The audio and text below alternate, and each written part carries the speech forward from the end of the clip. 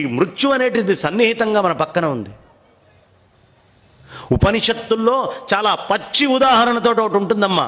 నేను మీకు చెప్తున్నానని ఏమనుకోవద్దు, చాలా పచ్చి ఉదాహరణ. ఏం చేస్తుందయ్యా అంటే, ఎవడైనా పొరపాటున ఈ శరీరాన్ని తీసుకొని ఇవన్నీ ఆ పౌడర్లు గీవుడర్లు అన్నీ రాసుకుంటూ దువ్వుకుంటూ అద్దం ముందు ఎక్కువసేపు ఇట్లా సర్దుకుంటూ బాగున్నానా, కడియాలు ఎట్లా ఉన్నాయి, నేను ఎట్లా ఉన్నాను అని చూసుకుంటూ కూర్చుండే ప్రతి వాళ్ళని, సింగారించుకుండే ప్రతి వాళ్ళని చూసి మృత్యువు నవ్వుతుందట. ఎలా నవ్వుతుందయ్యా అంటే ఆ నవ్వుకో ఉదాహరణ చెప్పారు.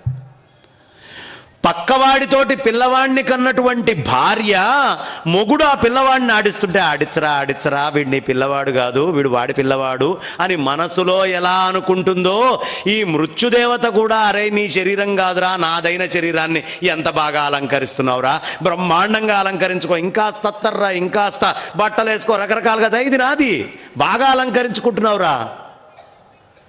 నిత్యం సన్నిహితో మృత్యు, ప్రతి పని యందు మృత్యువు మనల్ని చూస్తోంది.